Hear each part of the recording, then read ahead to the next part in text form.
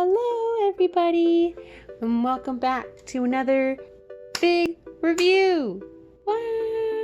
So we are continuing the collection, of course, because at this point I'm too far gone. I cannot stop. It is another one of the My Little Pony Bishoujo figures.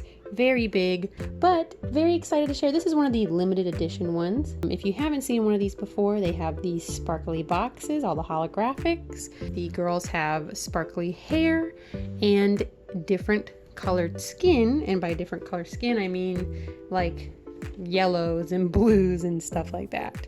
So pretty fun. We'll go through, take a look at her just by herself, and then some of the differences between her and the original counterpart, so you can make an informed decision. Now, since I've last opened one of these, I mean, they've really been announcing a lot of stuff for these. They've released preview shots of the sparkly Rarity, so Rarity is going to be coming soon.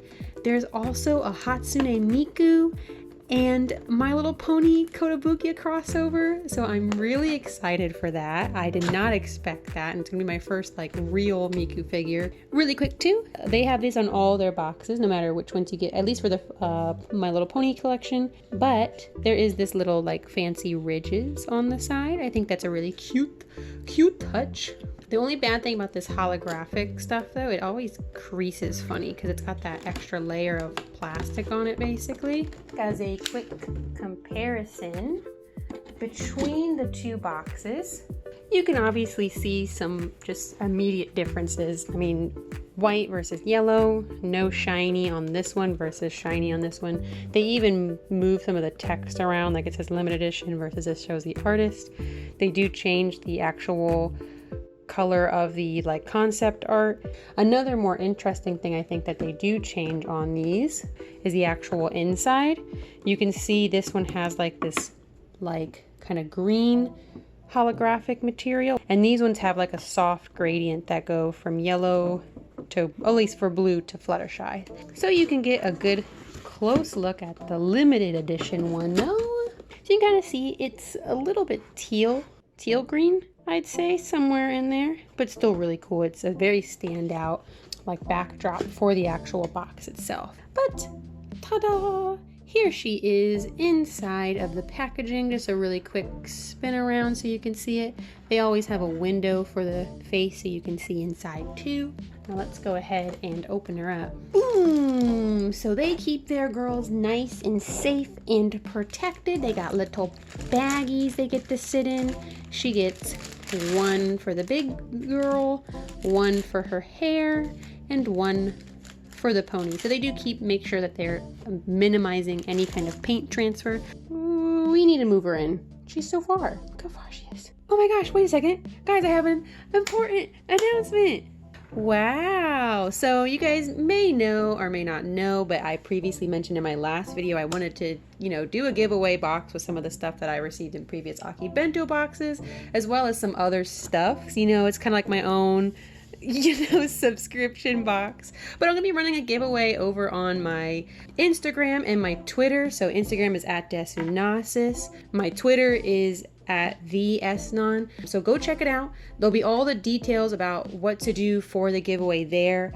But if you do join the giveaway, you have a chance to win not only the lovely box that we just displayed, as well as all the goodies inside, which nice, fully decorated, lots of cute pictures on the side and whatnot. But there is going to be the Hatsune Miku pop. Woo!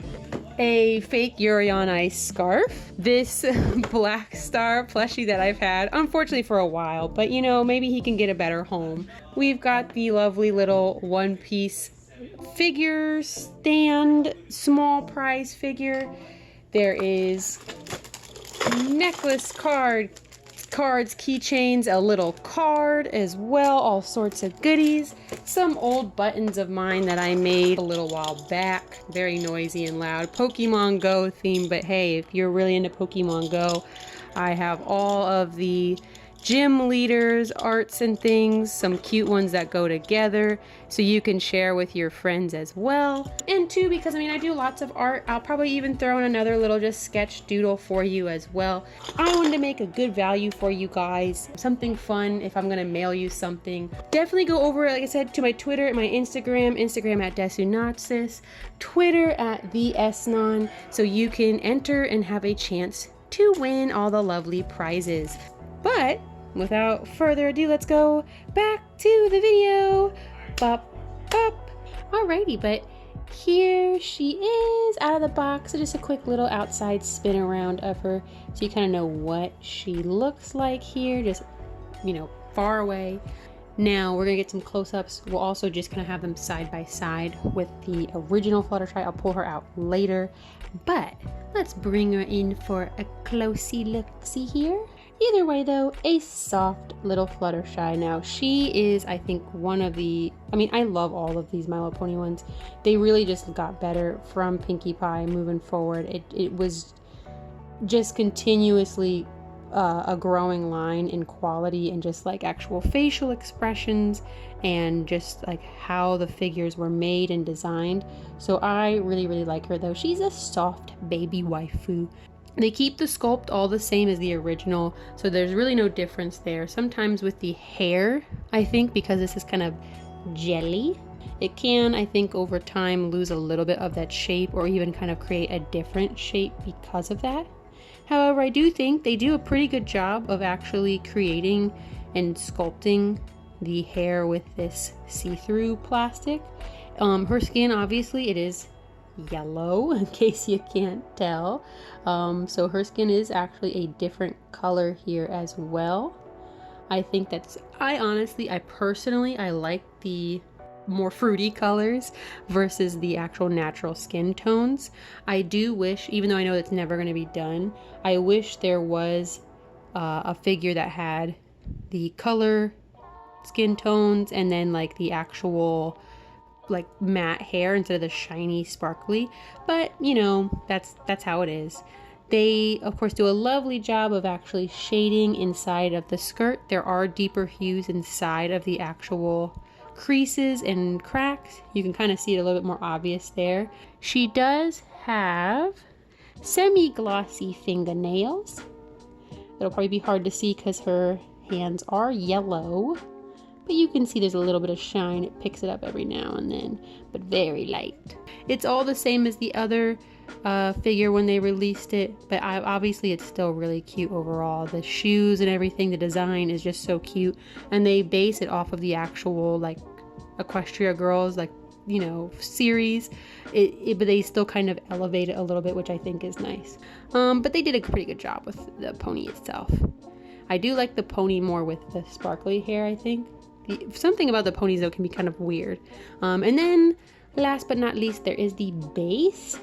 It is see-through again, and with the different colors of the actual flowers and everything, but pretty cute. They do, I like the pink that they used for the clear plastic because it is still, like I said, slightly more opaque, which is nice. And she has little bloomers that are yellow. They didn't change that. What if they made them sparkly? Wouldn't that be funny? Now, really quick, I'm going to be right back. I'm going to grab Fluttershy 1.0 compared to Fluttershy 2.0. You can see the differences, kind of make your own choices. Ta-da! Here she is, comparing and contrasting. So, as I mentioned, Fluttershy 1.0 has the just more natural skin tone, while Fluttershy 2.0 had the yellow skin, a pretty obvious difference. More obvious, I think, is the actual hair. I do think, again, like I said, I don't love this clearness. I still think I like this because it's kind of a more bubblegum pink. Like this, I'm not gonna lie, is pushing forbidden food territory where I would chew her hair. What's interesting is I didn't realize that the paint job is pretty similar on these. It's definitely more crisp on this new one. Again, they've been getting better with each figure that they've been making. Let's see, I mean, really that's the only difference. But, you know, I mean, the ponies themselves are actually, like, obviously the base is basically the same color. I think they do kind of paint the actual pony itself a little bit better because there's a little bit more gradients in here. It's like there's a little bit more of an orange hue to this. That's probably, you probably can even tell on camera, this one's a little bit more, color-wise, it's a little bit more saturated and a little bit more bold. Again, all small things. Now I won't lie, even though most of them I have kind of preferred, like obviously I like the yellow tone more than the actual skin tone, because I do think, one, just a little bit more interesting, and then two, it's accurate to the show technically. But I won't lie, for Fluttershy, I think the yellow, there's something off with her face, because if you look, I don't know why they did this on her face, it's like they still kept they kept the same print. Not even, I think, honest to God, they put a darker color on the yellow one, where her face stands out more, but the lip color is definitely darker on the yellow one. But I don't know. What do you think? You you gotta see what I'm saying, right? I'm not crazy. But yeah, you know, honestly too, some of these colors that I'm saying are more vibrant. They could always just be more vibrant because Fluttershy is not, she's been out on the shelf for a while now. This is fresh mint, been released from her prison while she's been out and about and living in society. So, you know, that might not even really be a thing in a year or so for this one. But either way, you know, make your decision. I'm glad I could help you if I could. If you have questions, let me know. I'll make sure I'm, of course, checking over the comments. One thing with that too, any of you guys that have been sticking around with me for a while now, I do apologize. Sometimes YouTube will show me a comment, but I can't actually respond to it. And before anyone tells me, it's not in the under for review comments either. It's like YouTube literally just eats it. And I won't lie, I think because sometimes, you know, sometimes someone might put like booty or OMG, I'm dead. And I think those words kind of trigger something in the system. So I'm gonna just give you a helpful hint and say, just be, you know, smart about it.